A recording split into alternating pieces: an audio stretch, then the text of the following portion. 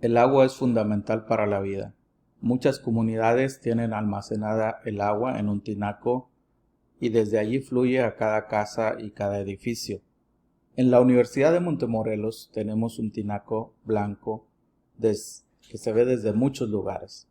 Ahí está, imponente, vigilante, listo para suplirnos del agua. ¿Alguna vez te has preguntado cuántos litros de agua fluyen desde el tinaco cada minuto? ¿En qué momento del día hay menos flujo y en qué momento hay más flujo de agua? ¿Qué factor o factores determinan cuántos litros de agua llegan a cada escuela, a cada residencia o a cada casa en el campus? ¿Te has preguntado cómo se regula el flujo del líquido hacia las casas o a los edificios? El tema de hoy es el control del flujo sanguíneo local, es decir, los mecanismos que permiten que la sangre llegue a cada tejido y cuánto llega en cada ocasión. En primer lugar, reconoceremos la estructura de la microcirculación. Tenemos el esfínter precapilar que controla el paso de la sangre hacia los capilares como un músculo liso circular al inicio de cada capilar. Tenemos las vénulas que recogen la sangre desde los capilares, mientras que la arteriola y las metaarteriolas llevan la sangre hacia el capilar. Estas últimas dos se diferencian en la cantidad de músculo liso que tienen en su pared. Definitivamente existe una gran variación en el flujo sanguíneo entre los diferentes órganos y tejidos. Y podemos ver aquí que uno de los órganos que más recibe sangre son los riñones, con 360 mililitros por minuto por cada 100 gramos de tejido. Le siguen las glándulas adrenales y en tercer lugar la glándula tiroides. Estas variaciones de flujo tienen que ver con las funciones del órgano, pero también con las necesidades. Y depende de la condición en estado activo o inactivo, este flujo puede variar. Por ejemplo, el músculo en estado de reposo tiene un flujo muy bajo, pero cuando está en forma activa durante el ejercicio aumenta significativamente. Los mecanismos de control del flujo sanguíneo local los vamos a dividir en dos, dependiendo de si se realizan en forma rápida o si, es decir, en cuestión de segundos, minutos, horas, o si se realizan a largo plazo, que tiene que ver con días, semanas, meses y a lo largo de la vida. En el primer caso, tenemos mecanismos que tienen que ver con el cambio en el diámetro del vaso sanguíneo de manera instantánea. Cuando se relaja el músculo liso, hay una vasodilatación. En cambio, cuando se contrae el músculo liso de la pared de los vasos sanguíneos, hay una vasoconstricción. El tamaño de los vasos sanguíneos y el número es algo que se modifica más lentamente e influye en la cantidad de flujo que llega a cada tejido. Para la regulación a corto plazo, existe un indicador muy importante que es el metabolismo.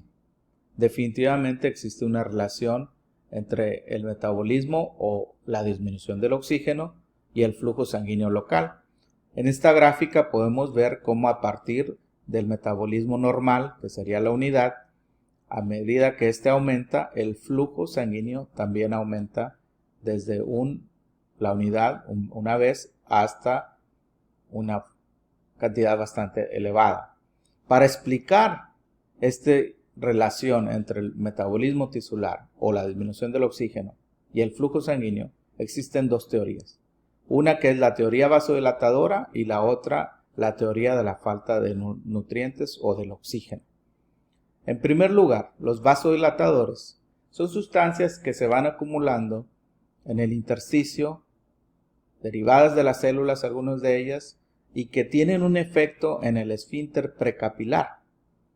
Entre ellas se encuentra la adenosina, que deriva del ATP, el lactato, que deriva del metabolismo anaeróbico, el CO2, que es el principal producto del metabolismo, el ADP, el AMP, que son productos también del ATP, la histamina, el potasio, los iones hidrógeno o los protones.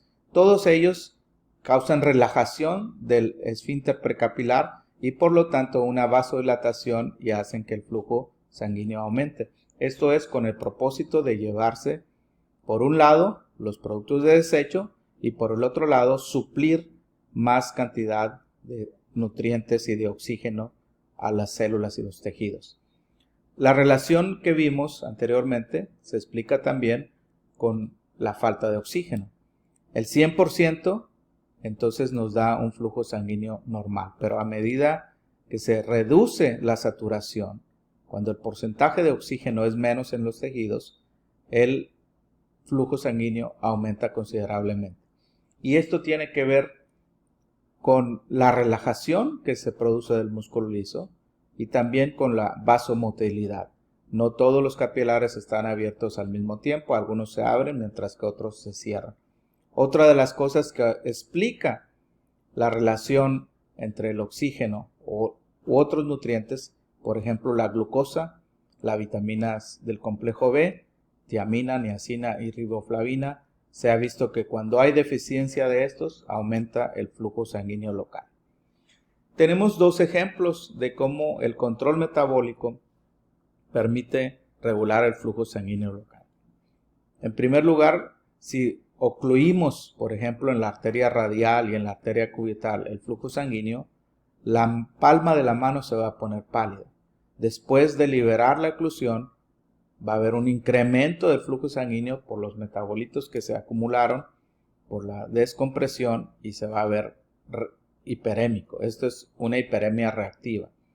En el músculo activo, haciendo ejercicio, entonces también aumenta el flujo y se ve más rojo. Eso se llama hiperemia activa. También existe la autorregulación del flujo sanguíneo local mediante los cambios de presión.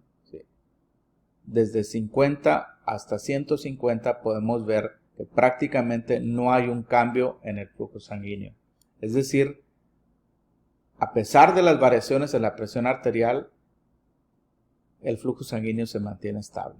Esto es importante para evitar que haya un daño en el tejido. Hay una autorregulación del flujo sanguíneo en esta parte de la curva de presión, ya sea en situación a corto plazo o a largo plazo.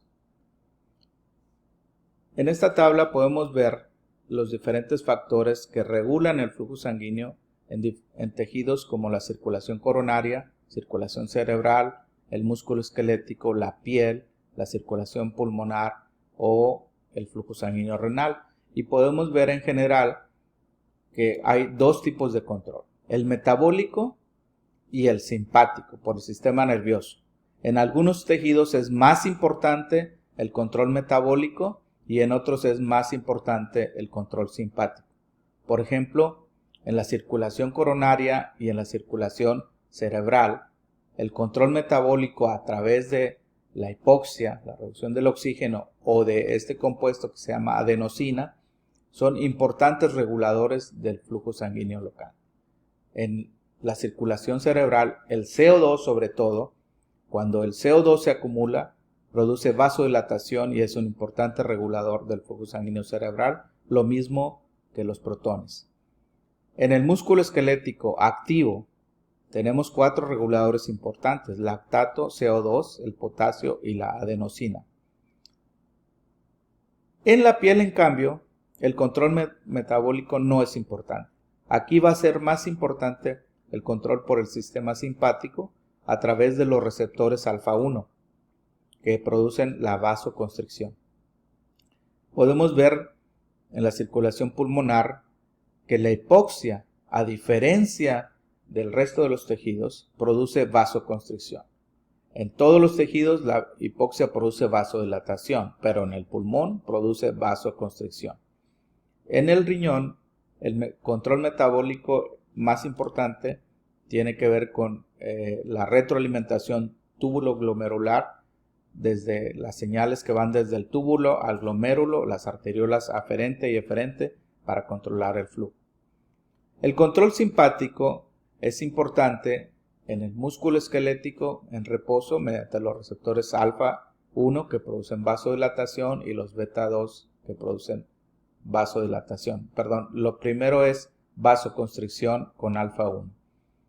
En el pulmón, la parte mecánica, la insuflación del pulmón es importante para regular el flujo sanguíneo, limitarlo. En algunos otros el asunto mecánico tiene un efecto muy importante. Por ejemplo, durante la sístole se comprimen las arterias coronarias y se reduce el flujo sanguíneo. Vamos a ver dos sustancias producidas por el endotelio que juegan un papel importante en la regulación del flujo sanguíneo local. Y estos son el óxido nítrico y la endotelina. El óxido nítrico es un gas vasodilatador. Tiene otras funciones, pero hablando del flujo sanguíneo, produce relajación del músculo liso vascular por medio de un segundo mensajero que se llama GMP cíclico. Por cierto, las fosfodiesterasas van a degradar este GMP cíclico y tenemos a los inhibidores de las fosfodiesterasas como el sildenafil que van a causar vasodilatación por el mismo efecto. Los nitratos son donadores de óxido nítrico, por ejemplo la nitroglicerina. La endotelina, en cambio, es un vasoconstrictor, es un péptido producido por el endotelio. Ustedes pueden ver que el endotelio produce tanto vasodilatadores como vasoconstrictores. Y aquí tenemos cómo se forma el óxido nítrico, proveniente de la arginina por medio de la enzima que se llama óxido nítrico sintetasa. Se genera el óxido nítrico, el cual difunde hacia la célula muscular actuando en el GTP, convirtiéndolo en GMP cíclico por medio de una guanilato ciclasa, y como segundo mensajero es el que produce la relajación en el músculo liso y por lo tanto la vasodilatación. Hay varios mensajeros que activan a la enzima para producir este efecto. Por ejemplo, la acetilcolina es uno de los mensajeros que aumenta la actividad del óxido nítrico sintetasa y produce relajación. A largo plazo, la regulación tiene que ver entonces con el tamaño y el número de los vasos sanguíneos. Tenemos ejemplos muy claros de cómo esto ocurre. Por ejemplo, la falta de oxígeno va a producir angiogénesis y el ejemplo es la fibroplasia retrolental. En los niños prematuros, allá en la década de los 60, 70 y todavía sucede en la actualidad, al ponerlos en un ambiente rico en oxígeno, sus vasos de la retina pues están recibiendo suficiente oxigenación, pero a retirarlos a un ambiente normal hay un crecimiento de los vasos de la retina porque se exponen a una hipoxia. Es decir, cuando pasan de un ambiente rico en oxígeno a un ambiente normal, para ellos en la retina es como si hubiera hipoxia y empiezan a crecer. Los factores de crecimiento vascular, el factor de crecimiento de fibroblastos y la angiogenina son sustancias que estimulan el crecimiento de los vasos sanguíneos. También el desarrollo de circulación colateral es un mecanismo importante en la regulación a largo plazo. Finalmente tenemos las sustancias que son vasoconstrictoras y vasodilatadoras. Tenemos aquí a la noradrenalina y la adrenalina actuando a través de los receptores alfa 1, producen vasoconstricción. Pero por favor noten que la adrenalina también actúa en los receptores beta 2 y estos producen vasodilatación. Entonces, finalmente la conclusión es que no es la sustancia en sí misma la que produce vasodilatación o vasoconstricción, sino es el receptor al que se une el que determina. Otro de los vasoconstrictores importantes es la angiotensina, que va a actuar en las arteriolas. La vasopresina, o llamada también hormona antidiurética, no solamente es vasoconstrictor, sino también reabsorbe agua a nivel renal. La endotelina, que ya la mencionamos, y el tromboxano A2 liberado por las plaquetas. Esta no es una lista exhaustiva. Hay muchas otras sustancias más que son vasoconstrictores y vasodilatadores. Estos últimos dos, la bradicinina y la histamina, van a producir dilatación de las arteriolas y van a incrementar la permeabilidad capilar y por lo tanto pueden producir vasoedema, ¿sí?, por la vasodilatación que hay. La histamina es producida por células de MAD, por basófilos, en respuesta a los estímulos que producen inflamación o reacciones alérgicas. Finalmente, tenemos las alteraciones iónicas y cómo modifican el flujo sanguíneo. El aumento de calcio, que es una de las sustancias que tienen que ver con la contracción del músculo liso. Este ion produce vasoconstricción. El aumento de potasio, vasodilatación. El aumento de magnesio, vasodilatación. Y el aumento de los protones produce vasodilatación.